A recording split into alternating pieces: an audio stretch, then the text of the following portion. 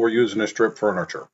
And this is my son Arthur. He did a tremendous amount of research into this, and we found a product that we want to take a chance on.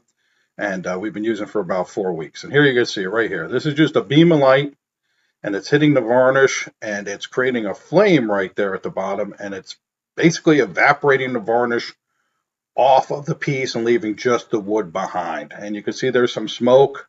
So we right now we're working on ventilation and a few other issues, but it's a new product and we're kind of getting our feel from it, but I figure I'd go ahead and share it with you. Now, we're about 3 weeks into experimenting with this and finding better techniques. The distance and the amount of power, there's a lot of adjustments and there's a lot of different units you could purchase, affects the way this will work. Now, you can see right there, he's cutting into that corner right there, and you can see how that light just wraps right around that corner. Now, what you're seeing there isn't necessarily the light. It may be a little bit of a flame that's created by the varnish and the laser. I'm not too sure. There's not a tremendous amount of documentation on this stuff. It is a newer tool. It's a cutting edge tool. I mean, it's been around for a few years and other shops have been using it. But we figured it was time for us to take a shot on one and see how it works. And we've been very happy so far with the way this has performed.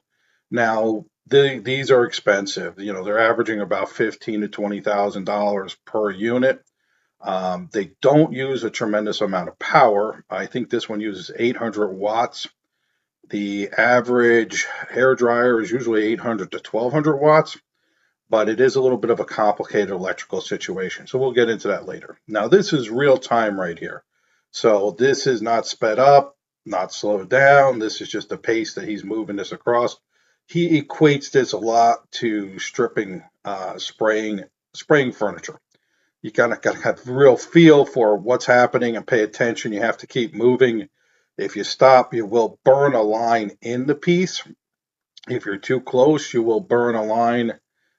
You can burn the piece or you can burn out the lenses. Now, we use about a lens a day.